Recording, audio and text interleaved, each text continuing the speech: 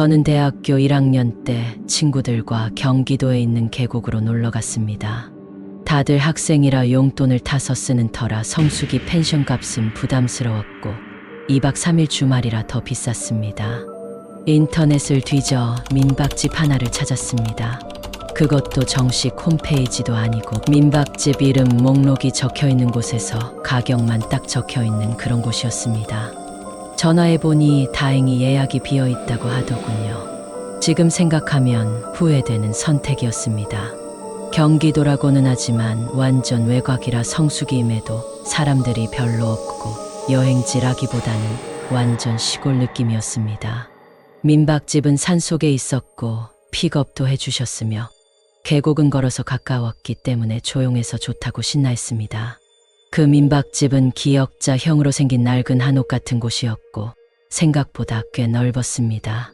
주인 아줌마와 아저씨는 차로 20분 거리에 살고 계셨고 11시까지는 우리가 있는 곳 별채에 계셨습니다. 지금 생각하면 대학생들끼리 밤을 혼자 지낸다는 것이 위험할 수 있지만 당시에는 밤새도록 먹고 떠들 생각에 완전히 들떠 있었습니다. 어른들이 없으니 시끄럽다고 할 사람도 없었고 어른 없이 우리끼리 여행한 것은 처음이었습니다. 민박집은 낡고 허름해서 지저분하긴 했지만 가격도 싸고 과장을 조금 보태서 별채 펜션 정도라 할 만큼이었습니다. 짐을 놓고 보니 집이 기역자 형태로 있었고 주변에는 못 쓰는 공구나 항아리 등이 있었고 뒤쪽은 숲이었습니다. 그 당시에는 별 생각 없이 넘어갔지만 기역자에 비어있는 왼쪽 아래 부분에는 지하창고 비슷한 것이 있었습니다. 내려가는 계단이 있고 거기에는 학교 체육창고 같은 철문이 있었습니다. 성인 여자가 팔을 쭉 벌릴 정도의 폭이라 그리 크지 않아 그냥 비료나 잡동사니들을 넣어두는 곳이라고 여겼습니다. 하지만 그날 저녁부터 문제가 생겼습니다. 저녁에 고기를 구워 먹고 방에 들어가서 좀 놀고 과자를 뜯고 하니 시간이 벌써 엄청 늦었습니다. 낮에 계곡에서 무리하게 놀았는지 모두 피곤에 쩔어서 TV에서 해주는 터미네이터를 보고 있었습니다. 그런데 어디선가 갑자기 고양이가 엄청 시끄럽게 우는 것이었습니다. 처음에는 그냥 야옹야옹하고 말았지만 나중에는 점점 소리가 커지더니 고양이 특유의 찢어지는 소리로 변했습니다. 꼭 아기들 우는 소리 같은 그런 소리로 완전 높은 톤으로 발악하는 소리였습니다. 그때가 새벽 1시쯤이라 그 소리 말고는 완전 조용하고 벌레 소리만 들릴 정도라 고양이 소리가 더 크게 들렸습니다. 그래서 우리는 그냥 어디서 개하고 싸우나 싶었습니다. 그래서 저와 2명이 과자라도 던져주려고 문을 열고 나왔습니다.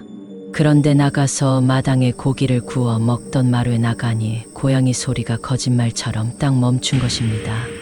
우리를 보고 놀라서 도망갔나 싶어서 찾아봤지만 없었고 너무 어두워서 일단 다시 들어왔습니다. 그런데 들어오자마자 또 고양이가 엄청 시끄럽게 우는 것이었습니다. 고양이 우는 소리가 어찌나 큰지 그렇게 큰 소리는 처음 들었습니다. 그래서 친구 중 한 명이 창문을 열고는 야 시끄러워 이랬는데 알아들은 건진 모르지만 조용해졌습니다. 이제 좀 살겠다 싶어서 다시 TV를 보다가 하나 둘씩 잠들기 시작했습니다. 밤새고 놀기는커녕 진짜 너무 졸리고 피곤해서 눈이 막 감기는 것이었습니다. 막 잠들려고 선잠이 들었는데 갑자기 고양이가 또 울기 시작하는 것이었습니다. 진짜 쌍욕하고 싶은데 참고 억지로 잤습니다. 해 뜨기 직전까지 고양이 소리가 너무 거슬려서 전부 다 잠들었다를 반복하니 아침에 너무 피곤했습니다.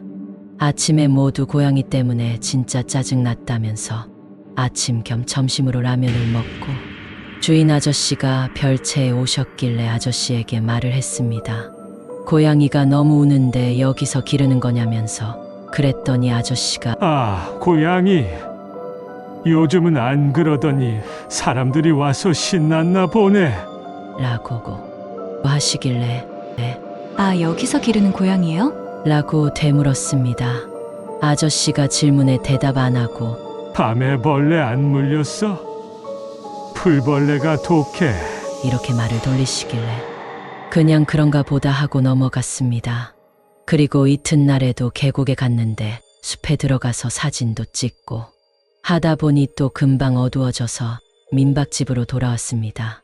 그런데 다들 샤워하고 늦은 저녁으로 김치찌개를 막 끓이고 있는데 고양이가 또 막 우는 것입니다. 이때다 싶어서 아저씨한테 말하려고 별채에 가려고 보니 아직 밤 10시 정도였는데 불이 꺼져 있었습니다. 그래서 나온 김에 고양이를 찾아보려고 휴대폰 후레쉬를 비추면서 친구 2명하고 민박집 주변을 돌았습니다. 그런데 그 지하 창고 같은 곳에서 소리가 들리는 것입니다.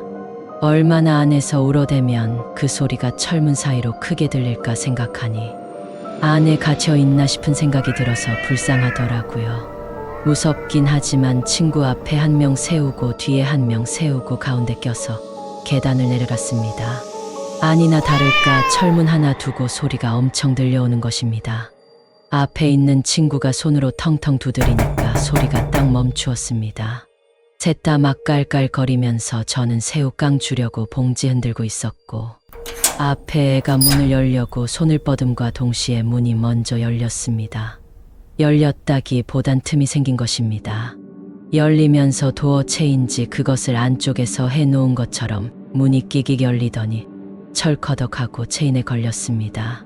그리고 문이 손넓이 정도로 틈이 생겼는데 그 순간 우리 셋 다 얼어서 억소리도 안 나더라고요. 핸드폰 후레쉬 빛이 닿은 그 손바닥만한 틈 사이로 웬 여자가 있는 것입니다. 그게 사람이라고 생각을 못했는데 자세히 보니 눈이 빛에 반사되어 반짝하니 그제야 사람 형체가 보이더라고요. 그리고 얼굴을 그 틈 사이에 두고 우릴 쳐다보는 것입니다. 심장이 멎는다는 것을 그때 느꼈습니다. 심장이 쿵 하고 떨어지는 느낌이랄까요. 평생 동안 그렇게 소름 끼치고 무서웠던 것은 처음이었습니다. 제가 공포 영화를 잘 보는 편인데 기담에 나오는 엄마 귀신보다 딱 2000배는 더 섬찟했습니다. 셋 다 그 계단에 한 계단씩 서서는 다시 올라갈 생각도 못하고 딱 얼어붙어서 서 있었습니다.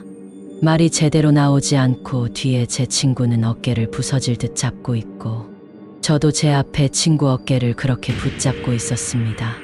그 여자가 갑자기 입을 벌리는 것처럼 보이는데 저는 뭐 말하는 줄 알고 네? 하고 봤더니 입을 희하는 모양으로 입꼬리를 쫙 올리는 것입니다. 그런데 입 사이로 잇몸이 다 보일 정도였습니다. 그래서 뭐지 하며 보는 순간 고양이 소리를 내며 우는 것입니다. 순간적으로 이 여자는 미친 것 아니면 사람이 아닐 거란 생각이 들었습니다. 그 여자가 입으로 고양이 소리를 내는 그 순간에 우리 셋 다 소리 지르며 방까지 뛰어 들어갔습니다. 들어가자마자 문 다 잠그고 방에서 TV 보고 있던 다른 2명 껴안고 계속 소리를 질렀습니다. 친구들에게 있었던 일을 횡설수설 말했더니 우리가 들어오고 난 뒤 고양이 소리가 안 들리는 것입니다. 그리 방에 있던 애들이 이야기를 안 믿을 수가 없는 게 우리가 너무 거짓말일 수가 없는 표정이었다고 했습니다. 아무튼 그래서 민박집 아저씨에게 전화했는데 전화도 안 받으시고 경찰에 신고하나마나 하다가 결국 신고는 안 했습니다. 일단 차가 없던 우리는 꼼짝 말고 아침까지 있어야 했습니다. 어느 정도 진정이 되고 나니까 민박집 아저씨랑 이야기했던 것도 이상한 것입니다. 우리가 고양이 이야기했을 때 그 고양이 존재를 알았던 것입니다. 오후 12시에 퇴실인데 다들 뜬 눈으로 밤새다가 아침 일찍 콜택시를 불렀습니다. 전화해서 땡땡 민박이라고 하니까 내비게이션에도 그런 곳은 없다는 것입니다. 어쨌든 겨우겨우 택시에 타고 집에 가는데 제 눈에 들어온 것은 뭐냐면 고기 구워 먹던 마루 위에 새우깡 껍질이 있더군요. 그 밤에 제가 들고 있던 새우깡 봉지를 그 창고 앞에 내팽겨 치고 달려나왔는데 아무도 밖에 안 나갔을 뿐더러 택시에 타는 그 순간까지 아무도 그 봉지는커녕 마루 근처에도 가지 않았습니다. 마루에는 분명 아무것도 없었습니다. 그런 밤에 누가 새우깡을 먹고 봉지를 그곳에 버렸을까요?